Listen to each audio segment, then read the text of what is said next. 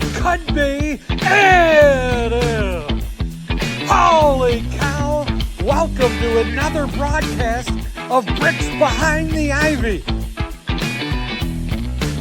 Hey, Cub fans, welcome to another episode of Bricks Behind the Ivy. Thank you so much to our awesome sponsors, Wrigleyville Sports, the best sports store in Wrigleyville, and Yaggy Road Roasting Company, based in Valpo, Indiana, serving cups of coffee just as special as the moments you drink them in. Hello, welcome to Bricks Behind the Ivy. Hey, Cub fans, welcome to another episode of Bricks Behind the Ivy, the podcast built brick by brick for Cub fans by Cub fans. I'm, as always, your host, Chef CandidCubs Rogowskis, lifelong North Sider with blue bloods in my veins, an old style, well, today, an AMW root beer. No free ads, and a front row seat to every W flag moment and soul-crushing sweep. Whether the Cubs are steamrolling the NL Central or inventing new ways to break our hearts, we'll be here each week to break it all down with stats, stories, and a heavy dose of Cub fan reality. Joining me today is the Eriksen clan. Hey! From the Wrigley Fire Bar Grill, one of the great sponsors of Bricks Behind the Ivy, family Eriksen. How are you guys doing today? Doing great, doing good, buddy, doing good. Getting a little leery as far as the lead in the division, but doing really well. And I figure since this is the day recording, I want to wish everybody out there a happy Bobby Bonilla day.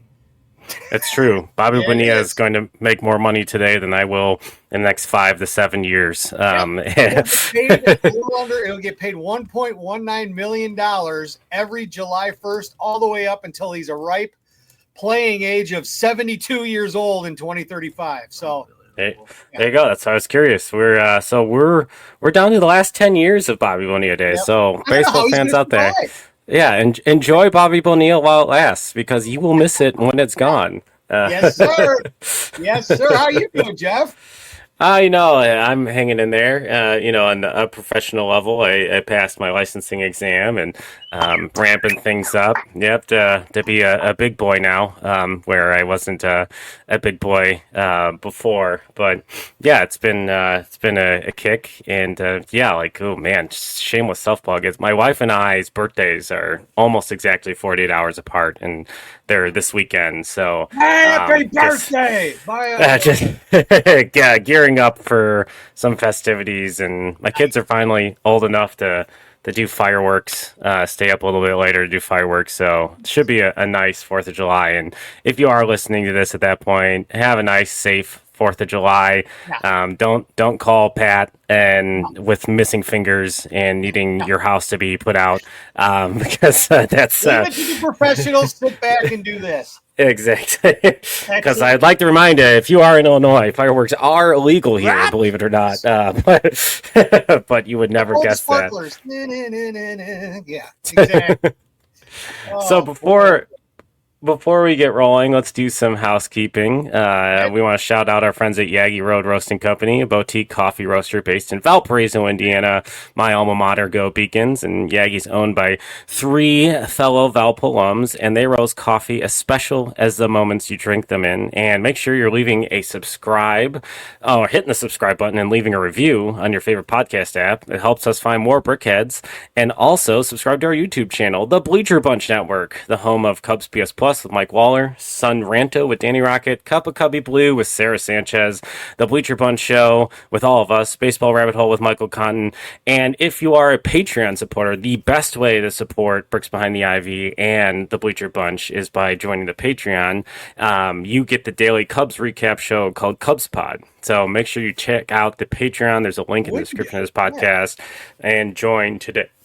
So yeah, today we kind of have a hodgepodge of topics, and I want to talk about, now that we're through June, I think more than any other fan base, I've heard the terms June Swoon from more Cub fans, and I totally understand, the concern, and to me, it's kind of like it's a mix of many things. It's the doldrums of the heat finally coming here for this summer. We're approaching, as we just passed the 81 game mark, exactly halfway through the season. some guys, like their stretches, the Cubs had their first longer stretches without off days. They got the benefit of some extra off days early because of their trip to Japan this year. But yeah, all in all, the Cubs' record in June, for as much as I saw Twitter just absolutely imploding, was 13-13. It's not anything to be super excited about, but they did survive June. What do you guys think about the Cubs' performance? And now that the standings are shrinking, are you guys concerned? Do you believe in the June swoon, or is it a little overstated? I'm going to let him take this, but just throwing one little nugget out there. Yes, we're 13-13, but believe it or not, we are a game better than we were in June at this point in a certain year called 2016 when we won the World Series. I was going to mention that. That was on my list of things. But Nick, what do you think? I don't think that it's anything to be super concerned about. I think as long as you're maintaining, at least staying even, I think you're okay. As far as believing in the June swoons, I definitely think that that's a thing that's been going on, at least with us, for I don't know how many years now. It feels like every single June we do a little bit worse than we have in May and later on in the season, but we'll kind of see where things go from here. Yeah, I think for me, and this is something that I talked about preseason, and I feel like I've talked about, at nauseum on this podcast. The Cubs really just screwed the pooch in May in 23 and 24, and did not do that this year. This year, May, they were 18-9. And I think that's what makes this June not as much of a concern for me, because it's not this situation in which they needed a monster June and a monster July to even be talking about playoffs, which is what they needed the last 2 years. So if they're a little gassed right now, I prefer that than knowing that we need to win 15 of 20, like we've basically done the last 2 years in July, to even make this a conversation at the trade deadline. Now the full focus right now is survival and acquisition. And that to me is why June was a success. Now, I do want to look at, I know there's been a lot of, discussion is going to be the word I choose, but I'm going to say complaining is probably the better word. The Cubs did run into some higher end pitching. There's this commentary about how the Cubs can't hit high end pitching, and I mean, I think it's just kind of a perfect storm of they were playing a bunch of games in a row. They saw a bunch of high end pitching in a bunch of games in a row, and unfortunately, baseball and offensive production is cyclical. We see these things in the back of a baseball card and assume that is what's happening as steady Eddie, but there's very few players that are, unless you're Kyle Tucker, who put up a consistent performance. But the thing that's sticking out to me, and we talked about this a few weeks ago, is in June the walks dropped. They only walked 69 times. Reference to Danny Rocket, 69. They only walked 69 times in June in 26 games, where the other months in April and May, they were in the 90s, close to 100, which is really affecting that OPS. All in all, at the end of the month, they had a 743 team OPS, 794 they had in April, and 771 in May. So, we're seeing a slight downward trend, but yeah, I think the Cubs could probably use, they have guys like PCA and stuff that are first pitch swingers, but Ian Happ and Kyle Tucker, if when they were heating up a little bit, really set the tone for walks for this offense, and I really do think they need to kind of work their way back that direction. Yeah, I mean, it's almost like they feel like they're under pressure and they're trying too hard to make things happen. If you look at it in April and you look at it in May, and Nick agree with me or not, but if they were, it was coming easy to them. And now that they're starting to see that they're facing the better pitching, the weather's getting hotter, all those sort of things going into play, it's not like they're hitting the panic button per se, but they're trying a little bit too hard, because they're like, hey, in April and May, we were doing this, this, and this.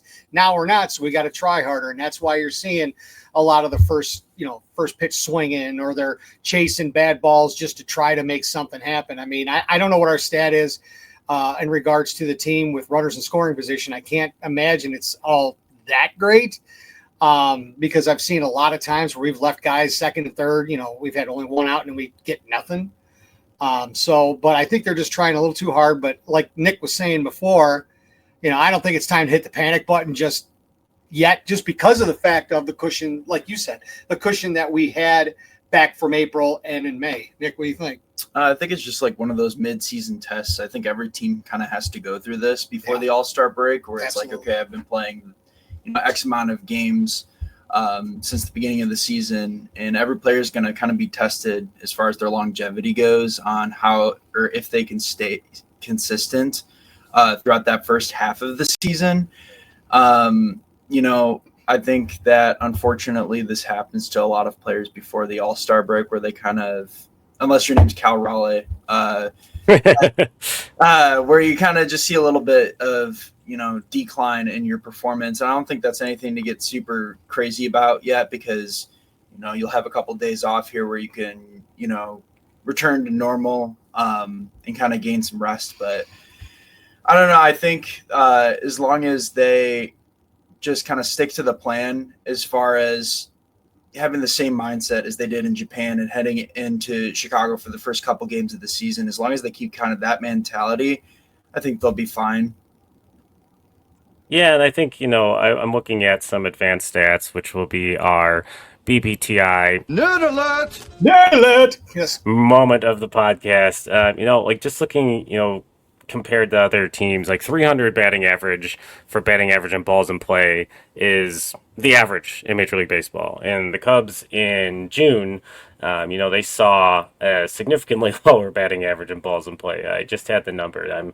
I'm trying to tangent my way back into 264, which would put them 29th in baseball in June for batting average and balls in play. So you kind of have to look at a few other things, to get a real good idea. Like, is there a large amount of ground balls? There were not. Like, is there a drop in hard hit rate? So, for example, the Cubs in the month of June were 13th in hard hit rate at 32%. The top team was the Angels. So the Cubs were hitting the ball, pretty hard. So if we take a look real quickly, if hard hit rate is an indicator of, contact quality and BABIP. So let's look at from the beginning of the year until June 1st and see, is there something worth noting on the hard hit rate for the Cubs. And yeah, actually their hard hit rate in June, ironically, was much higher than it has been the rest of the season. Mm-hmm. They're in at 29.8% for the prior 2 months before June.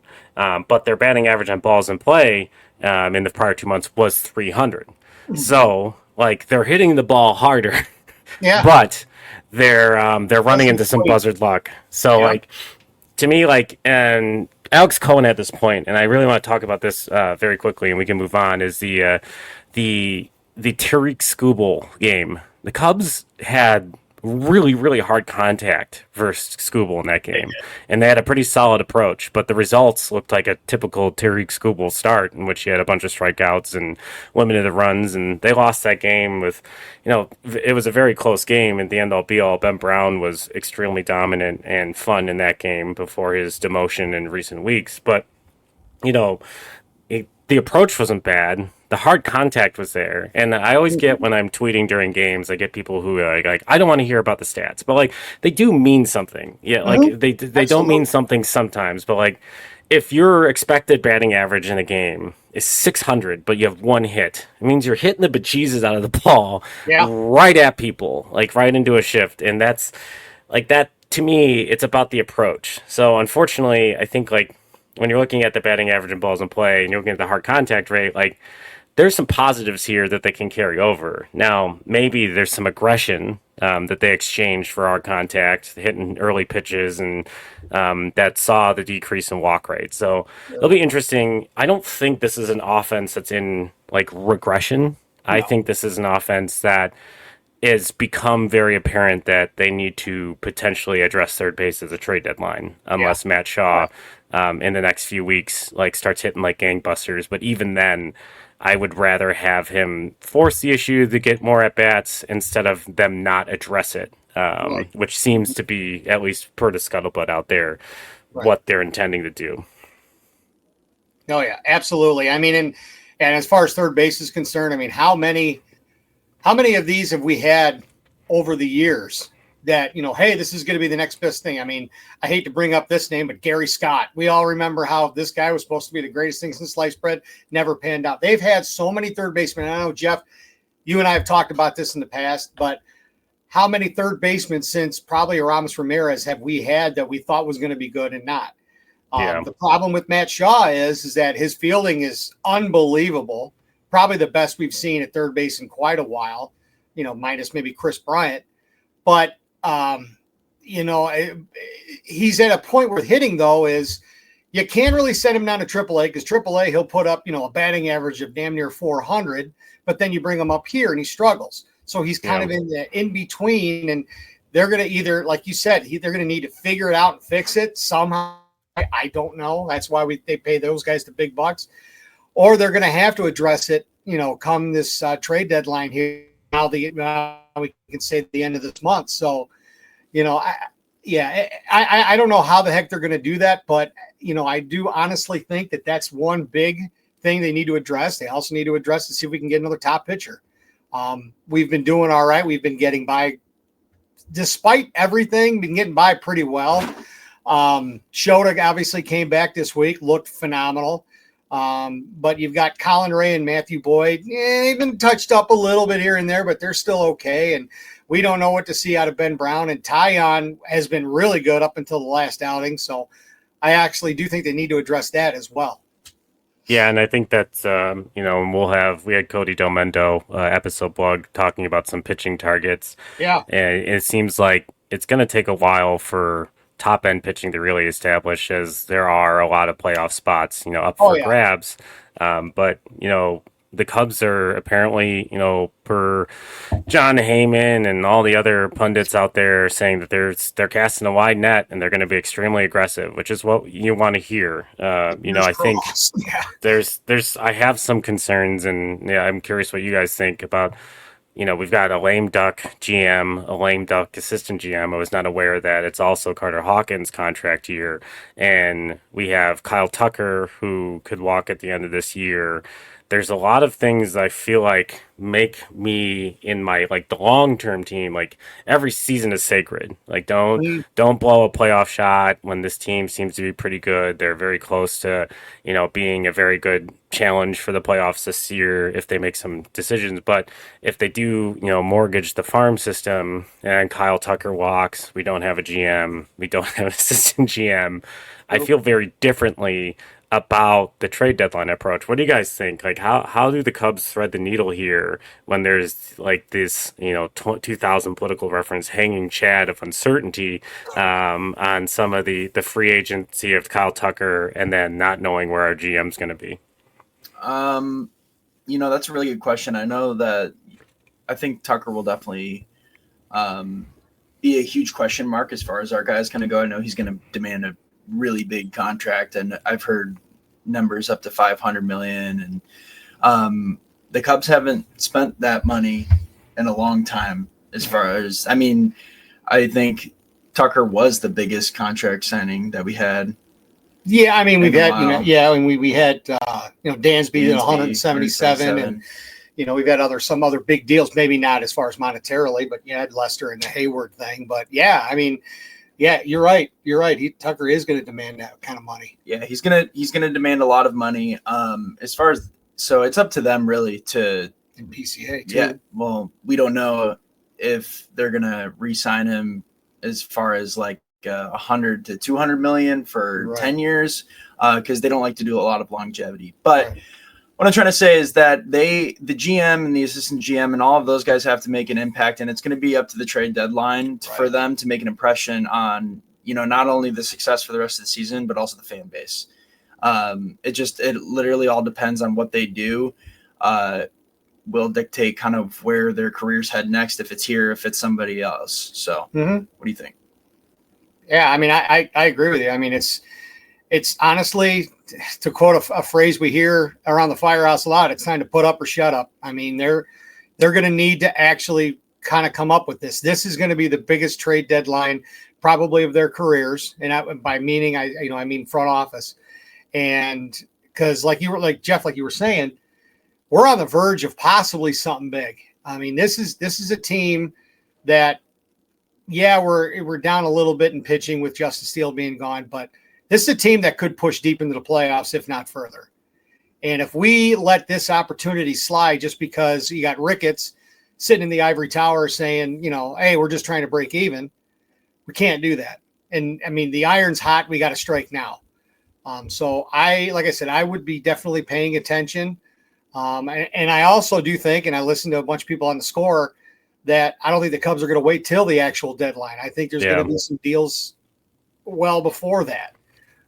But I mean, there's some scuttlebutt out there, and Hot Stove Cubbies, a friend of the show, has heard some stuff too, similar to like those second tier pitchers that might go sooner. But the Pirates' Mitch Keller, which is an interesting name. The results aren't amazing, but he's got a huge Tyler Zombro connection. He was part of that group. I can't think of the facility's name for my life right now, but where Tyler Zombro had come from. And he, so if they've had Tyone, they have Mitch Keller, they've done Cole Reagans, they've got some good pedigree there, and maybe there's something Zombro and them see that the Pirates aren't implementing that could unlock something. He's got a really good sweeper, pretty solid fastball.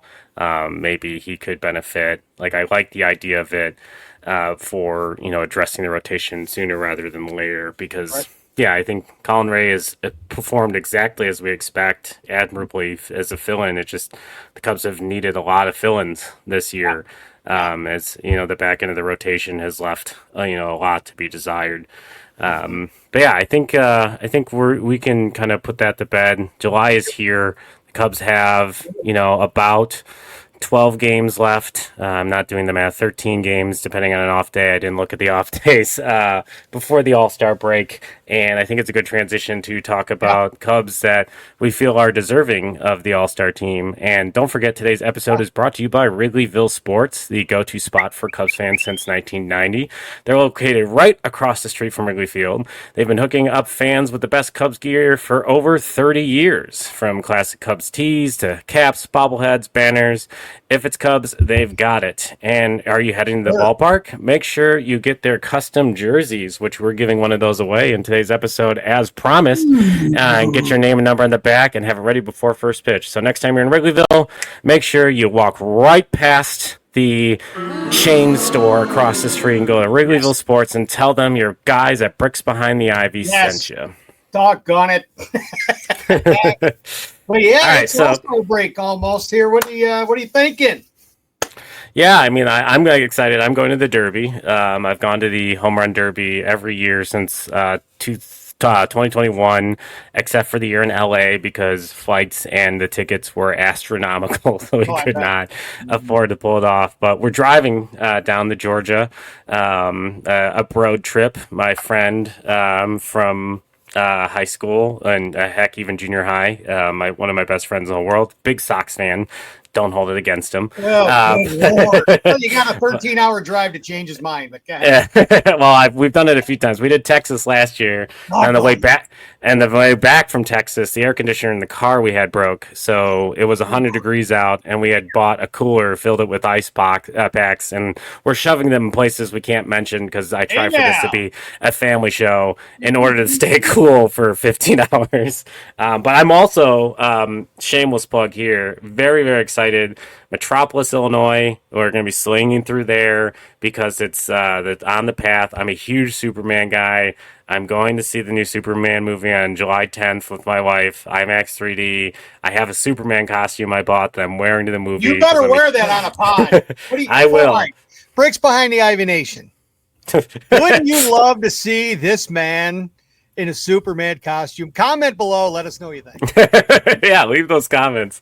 Man, I'm very excited. And we stopped in Metropolis once on a family trip when we were driving down to Destin, and they've got a really cool Superman museum and toy store. And I was like, oh, I don't need this stuff. We might go to Destin a few more times. I haven't been there in years, so I've got this list of things I left there that I hope are still there that I'm going to buy for my basement. So awesome. All-Star game. Let's get back on track. Yeah. Going to his area, going down to Georgia. So yep. Go Dogs. Yeah, I mean we're looking good. I mean we're looking forward to it. You'll be there. given some reports. We'll have some stuff we're going to be posting periodically here on BBTI down at Truist Park. Nick, any comments about that ballpark? It's a really nice park in that area. Fellow Georgia student right here. Go ahead. Yeah, I love everything about that ballpark. It's probably one of my favorites in the MLB, actually, just that area and having the Battery and stuff. Braves fans are pretty passionate out in Braves country, but it's a pretty big area. So I think that it's a great fit to kind of have, that many people, because obviously everybody travels for the All-Star game. But I think they were supposed to do it right before COVID, and it got canceled because of COVID. So they just moved it back, of course, to this year. But it's a really fun area. I love it. Fellow Georgia student, UGA, you've been there. You've lived there a good chunk of the year. Any tips? Anything for the folks out there where they should go, what they should check out? Anything? Usually when I'm with my boys, we're not really doing all that kind of stuff. So, I mean, you can text me later when Dad's not there. No, I mean, it's a great area. I would just really encourage you to kind of explore the Battery and the history behind Truist. It's just it's a really nice area. Like I said, I can't say enough good things about it. And I mean, Truist has little food kiosks throughout the ballpark.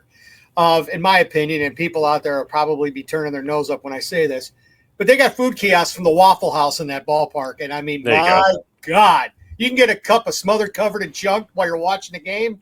I'm in. But yeah, so we got the game coming up. They had about phase one's over with the voting. They had nearly a little over 11 million votes that were already casted. And as of recording today, it looks like on July 2nd, tomorrow at 11 a.m. is when phase two of all the voting's done. Yes. We already know about Ohtani's already in and Judge. Gee, shocker. Although the Ohtani thing kind of upset me a little bit. I'm not surprised by it, but that was Suzuki's only shot of really getting in as far as with the DH role. But when you got a guy like Ohtani in front of you, yeah, you're out of luck. But Cubbies, they still have three guys here in the final go around here in Carson Kelly, PCA, and Tucker. Right now it's Carson Kelly against the Dodgers' Will Smith, and not to be Miami, not that one, the other one. But if you look though, I mean, it's gonna be hard to kind of overcome Will Smith. I mean, he's hitting 330 right now. And after Judge and Ohtani, he's the third highest vote getter in the All-Star game right now. Who would have thought Will Smith would be, but he is. I think everybody's been riding the Carson Kelly wave as how he started. So I think that has kind of led him into doing this. His career high OPS is 826, and he's like three hundredths of a point or whatever shy of that right now. So he's having a career year, but I think that's going to be kind of tight. And I'll get your guys' opinion on those. And then the other ones is in the outfield. Obviously, PCA and Tucker are two biggest names.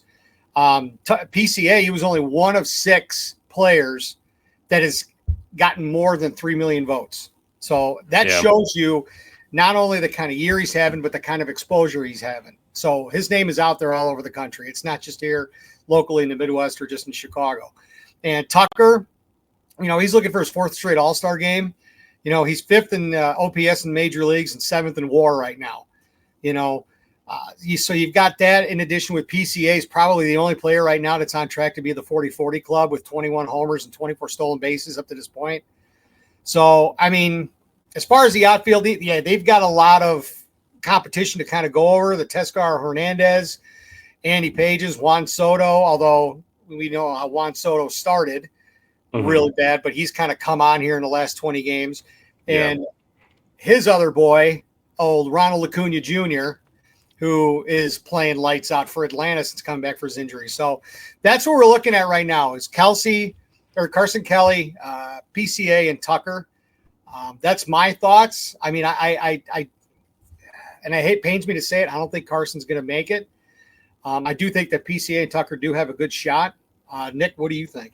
I definitely think that PCA and Tucker should make it. I do think that Kelly will probably end up slipping just because people are talking about his beginning of the season performance and, not as of the past 2 months. But, I mean, PCA has been great all year. He had a rough June, I think. He made a lot of like those single great plays, like the game against the Brewers, where he had that great catch and then hit a 450-foot bomb in the same inning. So, Which I believe we were.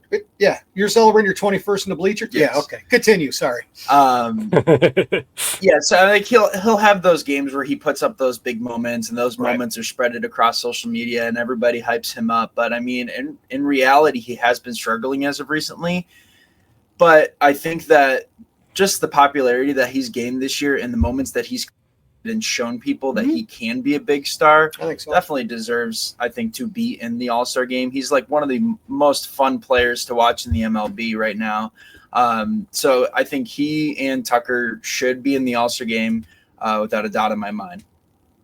Yeah, PCA definitely has felt streaky at times. He really is aggressive. There seems to have been a slight adjustment. Cubs have seen some tougher lefties as well. That's not his strong side. Like, he still had a pretty solid June, a 112 weighted runs created plus. So nothing sticks out. Even if I look at just the last 2 weeks, like his weighted runs created plus is 120, but it's lifted heavily by home runs. His strikeout rate's not really ballooning. He doesn't really walk. He really is kind of like a contact guy. I feel like, for myself, I'd like to see an evolution of PCA's game where he maybe takes the ball the other way. Like, he seems like he's mastered like finding his pitch and crushing it, but there has been a little bit of a feeling of like a home run or nothing with him of late that I have not necessarily enjoyed. But he provides so much defensive value that, like, it was the discussion with PCA always was, if the bat develops, he's an all-star. If the bat really develops, he's a superstar, because his defensive prowess has always given him a really high floor. So even when he's not producing, this offense kind of takes a step back. And like Kyle Tucker heating up, Seiya Suzuki producing like he has, it really kind of like shifts back in the conversation. Like, if the Cubs have one more bat to kind of really float it, and we've thought it would be Matt Shaw, and at time when he was hot, and then Carson Kelly was also hot. I don't know if the Cubs just did a really good job of managing who Amaya and Kelly were facing earlier in the year, and they don't have that luxury now with Reese McGuire and Kelly. Amaya is apparently taking swings. He might be coming back probably post All-Star break. So maybe that returns the prominence of like a really dominant bottom end of the lineup. But it really does feel like if like the top end of the lineup lately isn't putting something together, we get to like Dansby and them, and it's a real crapshoot on whether or not they're going to produce. And that has really deflated some innings and some games of late. True story. I want to talk about all-star pitchers. Yeah. I think the Cubs probably only have one really in my mind that sticks out as a potential all-star, and that's probably Matthew Boyd. He's had a really, really nice season. He's been the Cubs' ace. My biggest concern with Matthew Boyd is innings, given the lack of innings in recent year. He might be healthier and has been stretched out, but the baseball is odd. Like, he could flame out towards the end of the year, which is another reason why to kind of go get some starting pitching arms. But I think he's probably, tap dancing the edge of, getting one of those. The pitchers are usually just selected. Right. And I think he really could get into the All-Star game. I'm not sure, if he really is there. Like, if you look at wins above replacement perspective for pitchers since the beginning of the year, like, he ranks pretty well. I'm tangenting again to make sure that I get my stats pulled up. But he's in the upper echelon of the group. You got like Garrett Crochet and Tarek Skubal like that are really leading the charge at 4.6 and 3.4 WAR. It takes a while to get to Matthew Boyd on this list, so he might miss out. He's been the Cubs' probably best pitcher in the rotation. But right now, he's like the 34th ranked pitcher in the MLB. So really will be kind of a fringe thing on whether or not he makes it. Oh, yeah. This is where it gets interesting for me. If you look at, based on WAR and some of the names the Cubs have been discussing, Joe Ryan of the Twins, who I brought up at Cody DeMundo, he's 25th in WAR. Mitch Keller, 26th. That's another name that's come up. Merrill Kelly, 29th. There's a lot of these names that have been tied to the Cubs or like have been talked about. Chris Bubich is another one potentially from the Royals. He's 8th in WAR. I don't know what it take to get him loose, but those are the names that I'm starting to look at. Like looking at every one of those. There's not a Cub higher on the starting pitching side than Matthew Boyd on wins above replacement.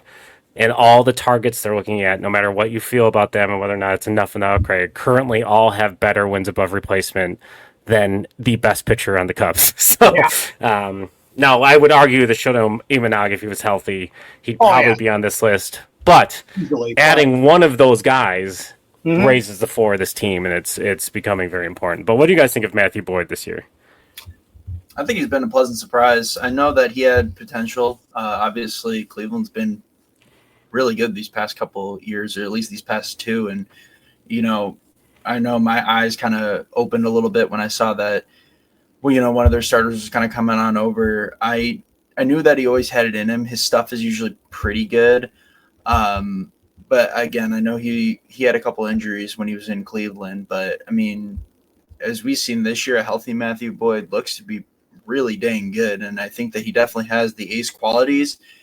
If he's on the mound, I usually expect him to let up at least one or two runs. That's usually kind of his normal. But every once in a while you get those outings where he just completely shuts down the offense and just completely dominates. So I think he's been great this year. I think he definitely deserves an all-star appearance. Yep. I think, and the other word I'd like to add to that is dependable. In an age where you have one, or in our case, for a good chunk of this year, two of your top pitchers go down, dependability on a ball club is usually hard to find. And when you can look at the state of your staff and say, okay, well, number one's down, number two's down, what the hell are we going to do? And then you got a guy like Matthew Boyd, and for the most part, you can count on a good outing from him every fifth day that he pitched. And that's key. And I think, honestly, our offense has been, cranking them out, blah, blah, blah. We had a great April, great May. I think one of the biggest reasons why we are still in the position of where we're at right now is because of Matthew Boyd, because we've had that consistently dependable pitcher in our staff. And I think the other guys, the Tyons of the world, Colin Rays, Ben Browns, Kate Ord, those guys fed off of what he was doing and performed even better. So I dependability is really carried as far that Matthew Boyd has provided. Agreed. And I think that's a good place to kind of leave it. And if I'm not mistaken, you've taken a look at who's hot and who's not. So as we head into July, who are the Cubs on your radar as the players that are hot? Yeah, you know what? We're also real quick, have fun at that home run derby. I have to put this plug in here because Acuna is going to be playing. He announced he's going to be in the derby. There's only been 3 other guys that have ever won the home run derby in their own ballpark. 2018 was the Nats' Bryce Harper. 2015 was Todd Frazier with the Reds. And the reason why I had to put this plug in there, that would be 1990 at Wrigley Field, won by a certain gentleman. What's his name again? Oh, yeah, Rhino. There you go. Favorite of all time. But in any event, we'll go back. Yeah. So who's hot, who's not? I kind of took a quick look at the state of the club. Honestly, there's really no big surprises here. I went full noodle it, and I went and looked at a lot of stats for them. The 3 that I've got: PCA, Tucker, and Suzuki. And for all the reasons, not to we're not going to go into all those again, but for all the reasons we've already mentioned. A couple of the things that stood out, PCA's first in majors with, stolen bases 25. He's second on the team with 21 homers, second on the team with ribbies with 62. Tucker, his stats, how great he's been doing. He's got, OPS of 932. The surprise that I loved this year is how good Suzuki has been doing. First of all, physically, that guy's got telephone poles for thighs. Yes. Oh my God, he has hit the gym hard. So he has come on strong. He has been dependable. He has been healthy, which is great.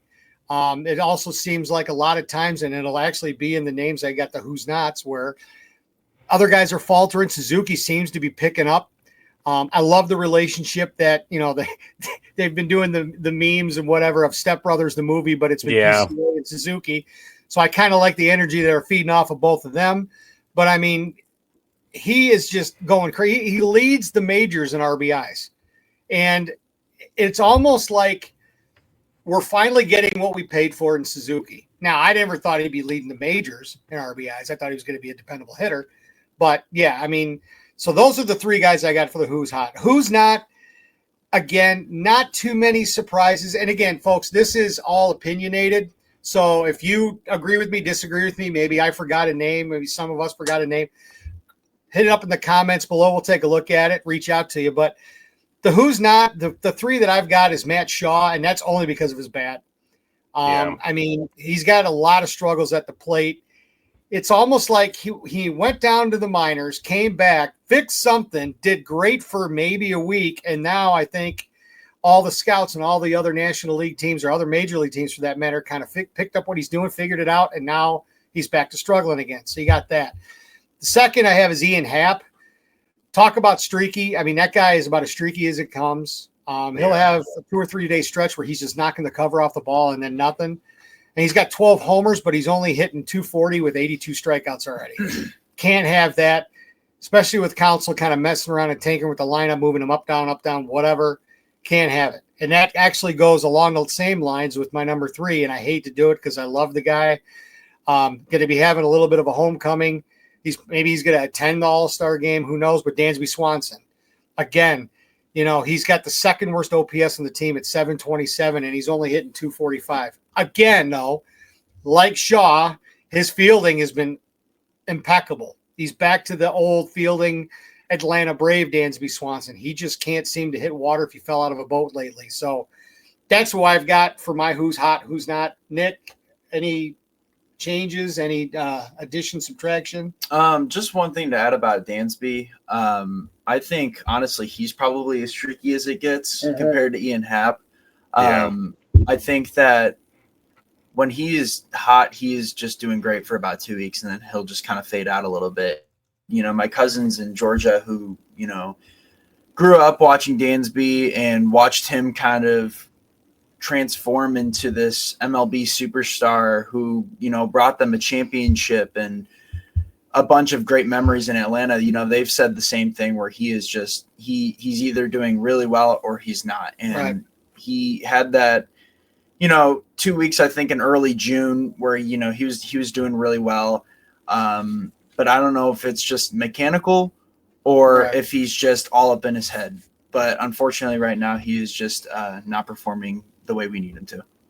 Yeah, and he's gone back and forth to using like the torpedo bat and not using the torpedo bat, and I've wondered if like that's because they do take a little bit of a different swing. It like obviously increases the sweet spot or narrows the sweet spot to a specific location, and yeah, like I don't know if that's messing with him a little bit. Sure. He has stretches like you said where he's really hot, and I think.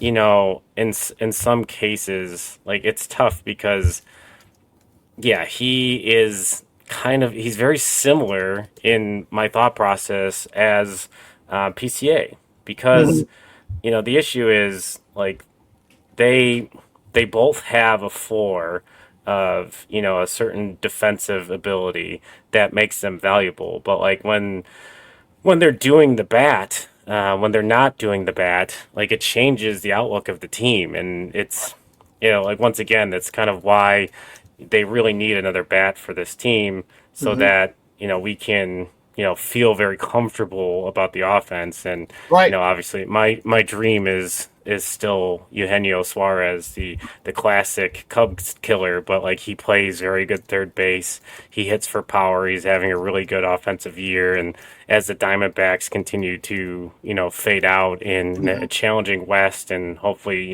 kind of lean away from wild card contention, then that makes it way more possible as something that will happen. So I really hope the Cubs, they're seeing the same thing we're seeing. We're hearing all the stuff, that they're like, we want to hear from the front office and from Scuttlebutt. Like now it's a matter of time of seeing how they execute. And I think, I personally am getting impatient because you're not the only one. Absolutely.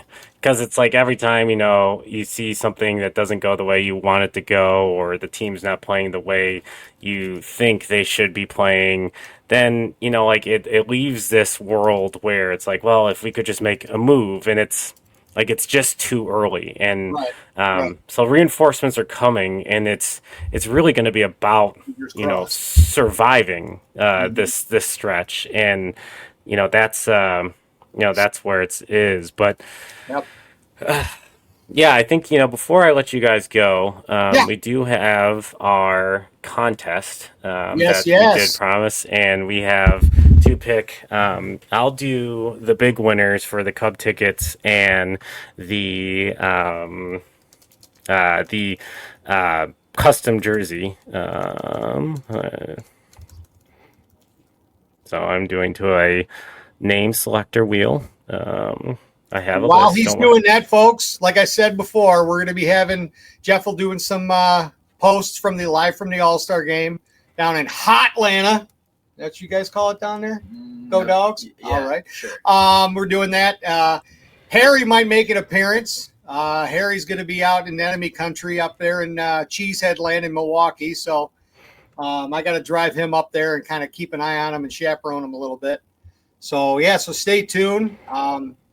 It's going to be a great all-star break to kind of see everything and how we're going to be looking. And hopefully maybe even some deals next time we come on back. But, Jeff, what do we got going?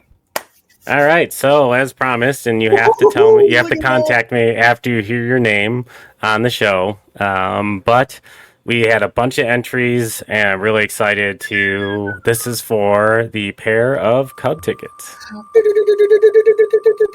Should we do like a Price is Right thing? I want to say hi to my mom and no, never mind. What do we got? All right, Jessica Flores 25, who I believe is on Instagram. You are the winner of our Cub tickets. And now for the Wrigleyville Sports custom jersey. Ooh. So nicely given. Oh, come on, baby. What do we got? David Meyer 8660. So thank you so much for entering. We'll have more stuff like this in the future. Really appreciate all of you. I'm going to pick 10 more for the free BBTI shirts, and I will message you directly, so you won't need to be watching to find out you've won one of those. So thank you, everybody, for joining the contest, reviewing, commenting. Continue to do so. Let's build a community around this. Let's continue to build bricks behind the ivy. Microphone to society. No, spread the word, share, like, whatever you want. If you have any comments, agreed that we talked about here today, we'd love to hear from you. I mean, this is we're Cub Nation. We're all in this ship together, folks. Exactly. Well, thank you so much for listening to another episode of Bricks Behind the Ivy. Make sure you're hitting that follow button, you're hitting the subscribe button, you're reviewing on your podcast platform so we can find more people, grow the show. We will see you guys soon, and until then, so long, everybody!